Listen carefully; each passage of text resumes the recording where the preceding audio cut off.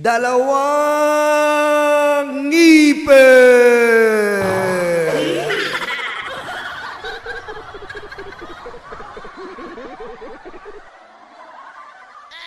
Dalawang ngipin. Nabalitaan ko ang baho ng hininga mo. Yung toothpaste, kinalimutan mo. Lagi ka daw tinataboy, hininga mo'y umahalimuyak, di ka pa rin nagbabago, galit ka sa sipilyo. Wow!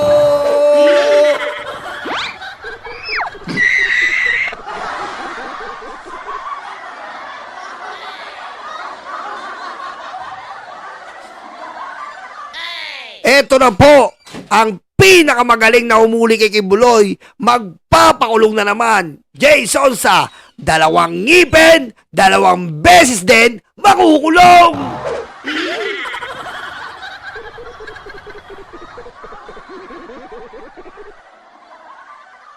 Jay, nung nakaraan nakulong ka na. Ang kulit mo, ayaw magtandang hayop ka. O ngayon, makukulong ka na naman.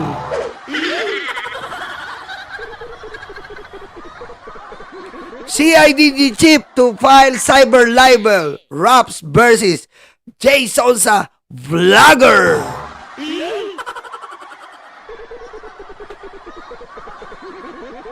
Alam mo, Jason sa, sinasabi ko sa iyo, kung naging hobby mo ang pagtututbrush at pagmahal sa mga sipilyo, hindi ka nagkaaganyan.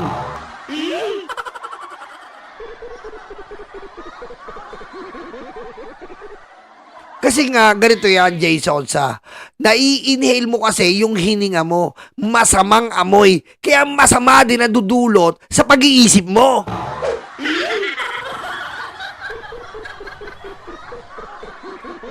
Ikaw lang nakita kong ganyan, kaya hindi ko masisisi, at siguro minsan tatawagan ko nga si Mel Chanko, bakit kayo naghiwalay? Siguro, breath issue.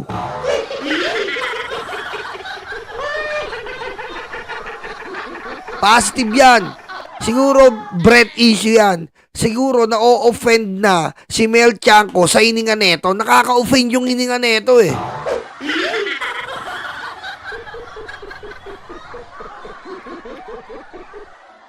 Di ba? Nakaka-offend yung hininga neto eh. Hiniras ba, Nyolo? Hiniras, Jovi? Bagay, bata ni Kibuloy. Basta bata ni Kibuloy talagang dangerous eh.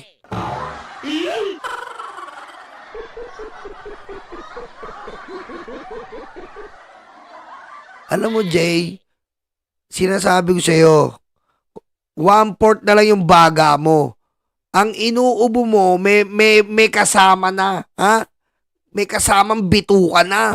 Tumigil ka na.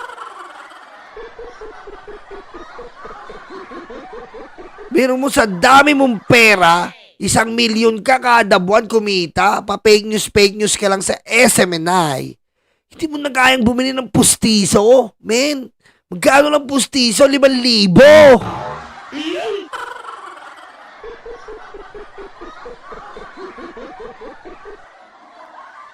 Magkano lang toothpaste? 50 pesos.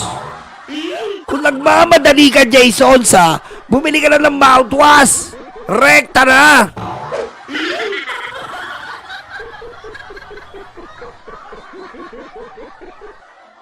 Oh, pakinggan natin to si ano? Sa mga tongres. Wag mo na yan. Ang pangit niyan si ano.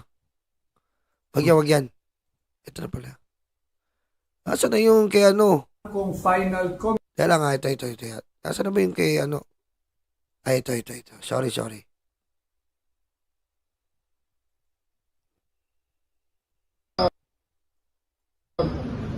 Magkaluwag-luwag na ako yung mga nag-post na ako'y na-hospital, na ako'y nagkasakit, di ba? I'm going to file cyber libel case against them kasi patay ka na. tinatamaan kasi ang pamilya ko eh. Dahil Hindi na sa personal, kundi, well, sa mga colleagues ko rin, kasi hindi na tumigil aking cellphone, get well, ano nangyari sa'yo, anong sakit mo? So it's really a foul, no? So, May identify niyo, sir? si Jason sa, at saka yung isang, nakalimutan ko yung isang vlog. Tignan mo, sino ba sir? Si Jay Sonsa! Ito lang pakiusap ko kay General Torre. Kasi magkakaroon ng instances, General Torre, at baka talagang ma-hospital ka. Mag-ingat ka, General Torre. Kasi po, matindi ang hininga niyan. Inopera niya ng Russia para kontra-gera.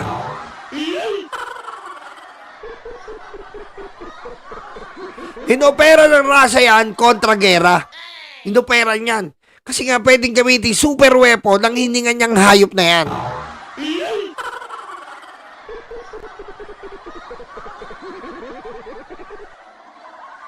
Anong sabi ni Marietta Panilio? Nagkaroon ng kaso yan tungkol sa commercial ng Tide Powder. Kasama niya si Mel. Kaya nailipat si Mel sa GMA7. Kaya naiwalay na sila nung ABS-CBN. Biro mo, anak ng weting. Alam ko na yan. Tama sa Tide Powder. Akala niya pang ngipin.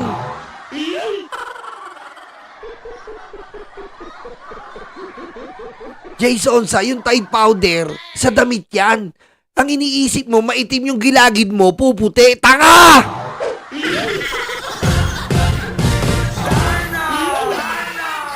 Hindi nakakaputi ng gilagid.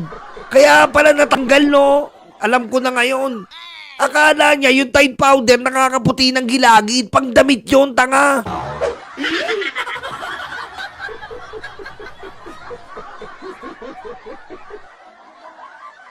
Jason, sa dapat sa'yo, model ka ng Clorox. Imumog mo!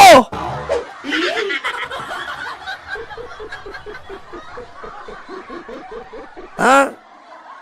Makipag-coordinate ka sa Super Rocks.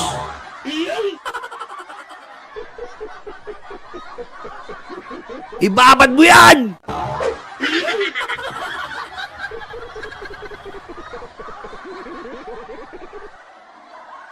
Sino mo napahiya sa'yo yung Tide Powder? Magandang umaga po, Jason. Simulan na po natin ang sumersal. Tide Powder.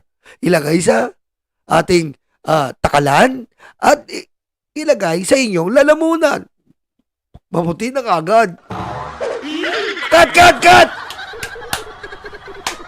Cut! Jay, ba't minumog mo?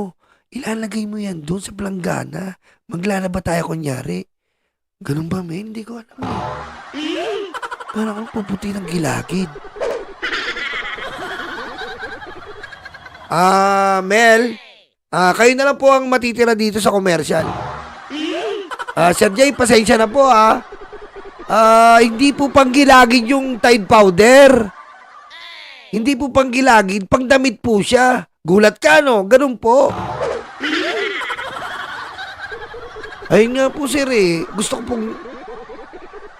direct, gusto ko nga pong gulatin yung mga makikita ng commercial na pag inano natin yung Tide Powder, puti kagad ang gilagid. Sir Jay, pasensya na po, bastos kayo, sumasagot pa kayo, Ayan po istorya niyan.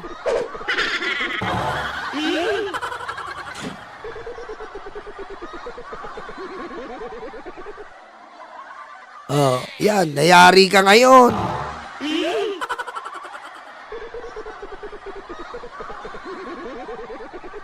Din na, pero ang isang nakita ko, unang-una nag-post nun si Jason sa. Patay ka. Unang nag-post, Jason sa. Tapos ka.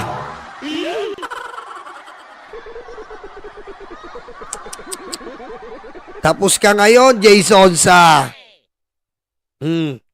Pinalabas kasi nila na na ospital daw si General Torre. Kasama to si Abines. Si Abines kasama to sa nag-post ngayon, yari kayo ngayon kay General Torre. Yari kayo ngayon. Paano yan ngayon, Jason sa? Sabi ko sa iyo, kung inaasikaso mo na lang ang hininga mo, hindi ka sana hindi ka sana ganyan ang buhay mo Nasisira yung pag-uugali mo dahil sa hininga mo yan eh. Yung surroundings mo eh. Ayan o. Ayan o, dalawa sila neto ni Abines. Yari din tong Abines na to. Yari itong Abines na to. Ayan o, sabi ni Jason. So, sabi ni Jason, nagsugod na ang gaba. Ayan o, nagsimula na magbaba ng kaparusahan ng ama. O ngayon, sino mo paparusahan? Ikaw. Ang hilig kasi sa fake news neto ni Jason sobra po to. Ayan, pakita ko lang yung FB niya. Tingnan niyo po kung gaano kawalang yatong dalawang ngipin na to.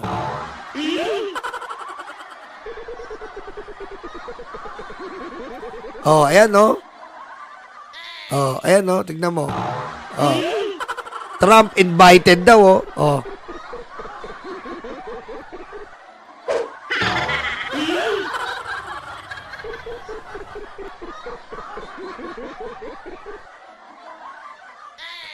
Ipanalangin mong pagtapangin ng Diyos ang puso mo. Sanayin mong ayop no, ayop si Jason. So, nagsisip-sip sa iglesia ni Cristo.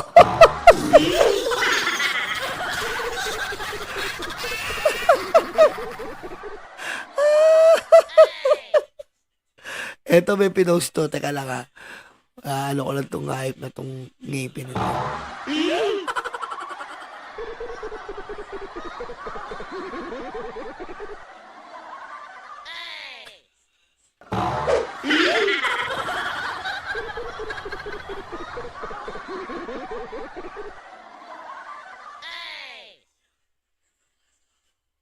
Nasaan na ba yun? Nag-delete. Nagdi-delete pala. Wala nag-delete. Andali lang ah. Nagdi-delete pala tong hype na to. Nagdi-delete din. Nagdi-delete ka ah. Teka. Na-screenshot ko na yan eh. Dahil lang ah. Meron bang mga Nagdi-delete ah.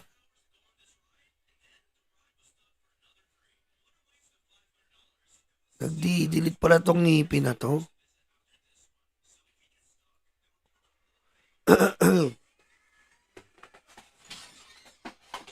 Tara.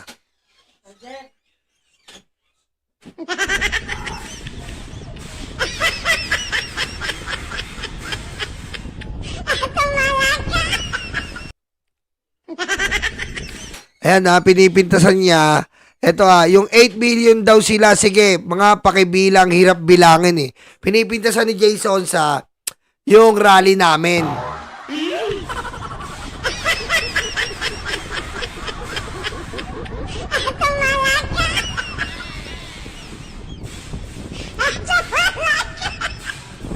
Tuwan-tuwa siya, no? Eh, kami nga vloggers rally lang yun, walang kibuloy. Kayo nga kibuloy founded na, di ba?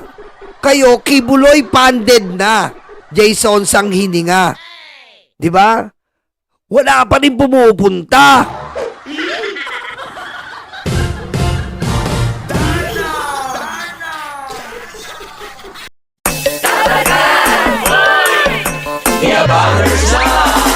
Handa na ba kayo mga Dabarkads? Eto na sila, The Bangers, sa pangunguna ni Tamski. Kamusta mga kababayan ko? Dapat lang malaman nyo, andito si Tamski, ang abang lingkod nyo na magbibigay at maghatid ng mga balitang solido at talagang para sa Pilipino. Hindi rin magpapahuli si Nyolo. Kamusta mga karayuma? Nyolo Bontit at your service. At siyempre, ang muse ng grupo, si Tita Missy. What's up mga libag? Naghilod na ba kayo? Ako nga pala ang inyong Tita Missy, ang impaktang reyna ng mga libag. Mawawala pa naman sa eksena ang VMB family. Kaya mga kalibag, tutok na. The Bangers.